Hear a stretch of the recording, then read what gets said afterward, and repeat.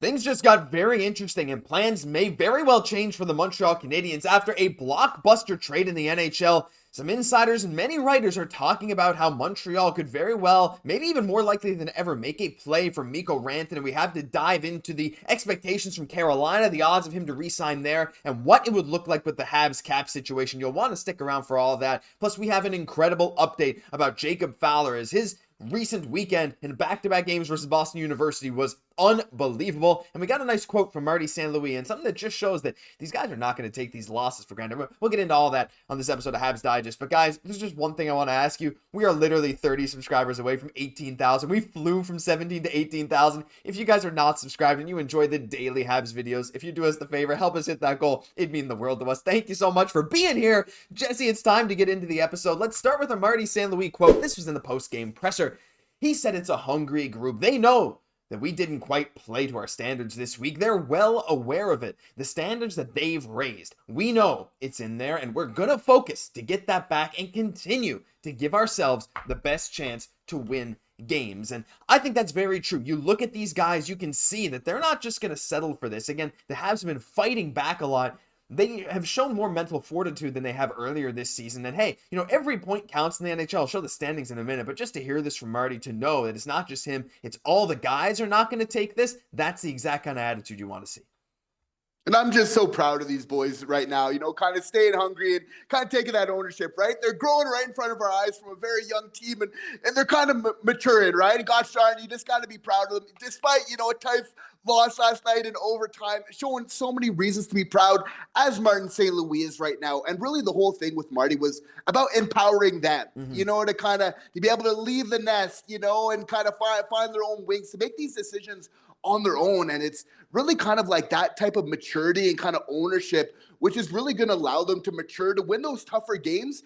And I'm not saying to win the games against tough teams in the league, because they already do that. It's to win the games that they should be getting against kind of their peers, players, like teams like kind of right where they're at, or even lower right now, So if we are able to get into the playoffs, this team is really able to kind of the next step. That's going to be big thanks to Martin St. Louis. Josh, do you think that if the Montreal Canadiens make the playoffs, is Martin St. Louis in the Jack Adams talk at that point in time for you? Oh, it's got to be, right? Because that's one of the things the Jack Adams Trophy has traditionally been. It's gone to a team that has exceeded expectations more than these long-time teams who have been super good, right? A lot of times the best coaches, or the coaches of the best teams, if they're expected to be good, don't get the Jack Adams. He's absolutely going to be in that conversation. His name's floating around there right now, there's no doubt. And as you can see, even that 1 point against New Jersey means the world, because it separates Montreal from New York, and it keeps them within 2 points of the number one wildcard spot. Again, even if you don't win, that's okay. You can still go out here. You're only 1 point behind Ottawa. You're 2 points behind Columbus, but Columbus has played an extra game. You're 2 points behind Tampa Bay. You're only 3 points behind third in the Atlantic. Montreal's staying in the mix, and it's that fight. These guys that are not going to take these L's sitting down, that fight back to claw into these games. Every point counts. It's amazing to see. Just wanted to give us some hope, get us some fired up for this upcoming week. We got a tough week. We got the Jets coming up next. It's not going to be easy, but I got faith in the boys, and so does Marty. But Jesse, the goaltending was a big part of last night. Of course, Jacob Fowler making some amazing saves, but we have another certain goalie in our system that we have to talk about today, and his name is Jacob Fowler. We haven't talked about him a whole lot recently. Sometimes we'll bring up his stats, but I just wanted to show this. I saw this on Reddit, so I credit to Flipine44 for posting this. But Jacob Fowler in back-to-back games against Boston University, 2-0, with a 1.0 OGAA. Basically, he had one game where he allowed 2 goals, one game where he got a shutout. He had a .967 save percentage. He has been unbelievable. Now, you just look at his numbers, his raw numbers, they're insane. A 1.63 GAA, an improvement of over 0.5 GAA over last year. In his record-setting 32 win year. .938 save percentage that just keeps climbing. Jesse, he's third in the entire NCAA in GAA, below guys who go to smaller universities or are older, right? Fowler's the only 20-year-old here in the top 5, and a guy like Josh Kotai, for example, is at a much smaller university. Fowler's also 5th in save percentage. I don't know what we can say that's not already been said, Jesse, but for his age, he is the best goalie in the NCAA. It's not even close. This guy might have a legitimate shot at the Hobie Baker. I mean, look, there's a lot of great players, but these numbers, they don't lie, and especially for a team like Boston College who plays against other good teams, even like Boston University. For sure. He is looking like one of the best players in the NCAA. You're absolutely right now, Josh. And again, it's not just the numbers, it's winning. Because of that, he's helped his team become number 1 in Hockey East last night. And not only is he kind of winning games, but he's looking like the best player in these games, getting 30 saves, in one of his last outings, like kind of being that key difference maker again. No wonder once again in the running for the Mike Richter Award for, top goalie in the nation. Again, so he's going for it all last year. We need to remember, like, Jacob Fowler, he's such a competitor. They lost it all in the final game last year. And you have to feel like this is eating it up. Like this, for Habs management, you could argue this might have been good if you want him to step up his game even more, if you need even more fire kind of underneath him somehow for him to just come out and be even better this year. So this is going to be like a great storyline to follow because, I don't know, he seems to have his eyes like set on that prize right now. He's one of those guys that looks locked in all the time, right? And we've seen it. Yeah, we saw that locked draft in. interview. Yeah, this dude's locked in 100% of the time. He is extremely competitive. He shares that fire that we've seen. We see in Samuel Montembeault. We see in Jacob Dobeš, this hatred for losing. So just beyond excited to see what he can do in the future and what he's already done. I mean, like, it really is unbelievable. Leave some Fowler love down below. We got an incredible goalie system coming up here, Jesse. Even Cayden Primeau's been rolling in Laval. Like, I don't know if he's ever going to play with Montreal in the NHL again, but like, I don't know. There's a lot of good signs with Montreal's goalie system right now, but we got to move on. And the final thing in this video, Jesse, is something very interesting happened yesterday. I'm sure a lot of you guys know. All of you guys probably know. We're just going to recap it. We're not going to dive into too much exactly how this happened, what happened. Mikko Rantanen, of course, he's on his way over to the Carolina Hurricanes. He's already there. He even played a game. Didn't register a point today in his first game, but hey, it is what it is. Marty Necas already has a point for Colorado. Rantanen doesn't have one for Carolina. I think we know who won this trade, clearly. But the big problem, of course, is Mikko Rantanen. An extension was not part of this trade, right? It just wasn't part of this trade. You can see even Freeman saying the big question becomes, can the Hurricanes convince him to sign? Aho will be the lead in lobbying. And there's some other stuff like this article here that I'll link down below from Karine Haynes for the Hockey Writers, the Hockey News, sorry. A possible summer move. We've had Eric Engels, not even a week ago, say that he believed the Montreal Canadiens should go all in for Rantanen if he hit the market. And even with Friday night's trade, he might still do it. And that's the thing, like, there's a possibility here, right? This opens a lot more doors because we all thought, like, I know Jesse, me and you were like, yeah, it might happen, but I think the prevailing opinion around the league was like Colorado's probably going to re-sign him. You don't let a guy like that walk. But now there's a lot of question marks. We saw Carolina trade for a pending free agent last year in Gensel, and he left, right? Carolina went all in on this move, but they're going to have to convince him to sign. Now, Carolina has the cap space to do it, and they're a cup contender, so it depends on what he values. But as you can see here in the same article, apparently Rantanen's after about $14 million, and there's no extension signed. Will they manage to meet his demands? Can Raleigh be that? If he that good, he agrees to a discount. There's not many better places in the league than Carolina if you just care about getting paid and being on a good team. But Jesse, Montreal also has the cap space to do it. I just want to get your quick reaction of what this trade. I mean, it's not really part of this channel, but mostly whether you think Montreal could genuinely go after Mikko Rantanen.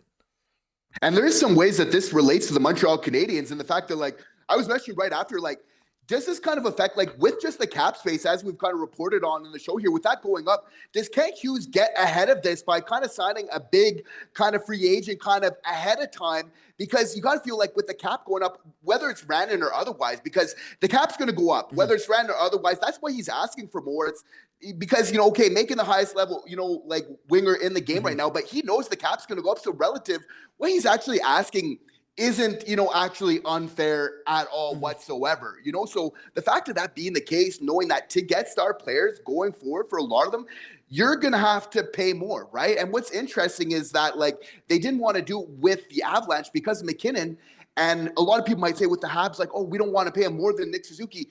We've already done that with Patrick Laine. Like, Patrick Laine is the highest paid player right now, with AAV, with the Montreal Canadiens right now. Yep. And so it's very interesting to kind of look at here. Again, it's like, do we need that 100-point player? Obviously, I would be much more willing to go and pay Rantanen if we don't have a Demidov coming. Obviously, you see a lot of the best teams in the league. If they can get a couple of those guys together, obviously that is the kind of the true makings of a contender.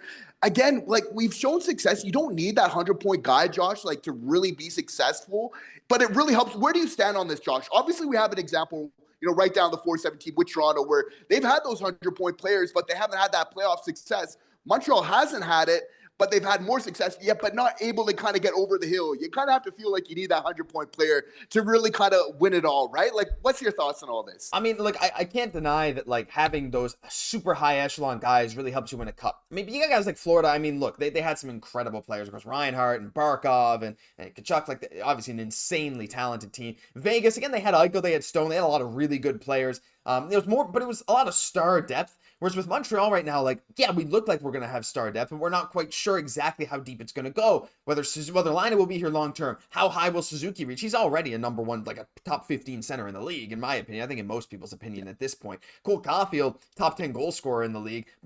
Clearly, right? Like, you could argue he's top 5. So there's a lot of really, really good guys here. But adding a Rantanen, look, I'm not opposed to adding Rantanen to this team, right? It just in a vacuum, because you look at this team, how talented it is, right? You have Suzuki, Caufield, say you put Rantanen on that top line with him, then you have Slafkovsky, Laine, and Dach or something, or you have Demidov, Dach, Laine, and then you have, I don't even know, Slafkovsky. Like, you could mix and match your top 9 like crazy if you add this type of player. My biggest issue, though, is like, you mentioned Toronto, right? Speaking of Toronto, William Nylander just became, like, I think the highest paid winger in the game, or at least one of them, at an $11.5 million cap hit, which is about 13% of the cap. Rantanen's going to get more than him because he's been a better player for the last 5 years in terms of pretty much every statistic imaginable. Draisaitl just signed for 14 before we knew the cap was jumping big. Rantanen could ask easily between 13 and 14 million. He is amazing, but look, I don't think like a message should stop you from signing a certain player, but like if you bring him in, he's going to be close to the cost of Caufield and Suzuki combined, right? Is that really what you want to do? Like, I don't know. It depends as well how much you can sign your other young guys for, like however much you're going to extend Laine for, however much you're going to sign Lane Hutson for, because these are all questions as well. You'll have to sign Demidov in a couple of years probably, right? Maybe to a bridge. That's a little more flexible. But like, looking at the long term, say 7-8 years from now, well, 7 years from now, I think that's the max you could sign him for. Do you really want him to be making that much more than everyone else? And is that worth it for your team construction? We already saw Colorado move on from him, likely because they wanted to focus on McKinnon, Makar, build everything up around them. And they maybe thought Rantanen wasn't that extra piece. But for Montreal, he would maybe be that top line guy. I don't know, Jesse. I'm so concerned with the amount of money relative to the rest of the team that it might restrict them. Though with the cap going up, who knows? What do you think?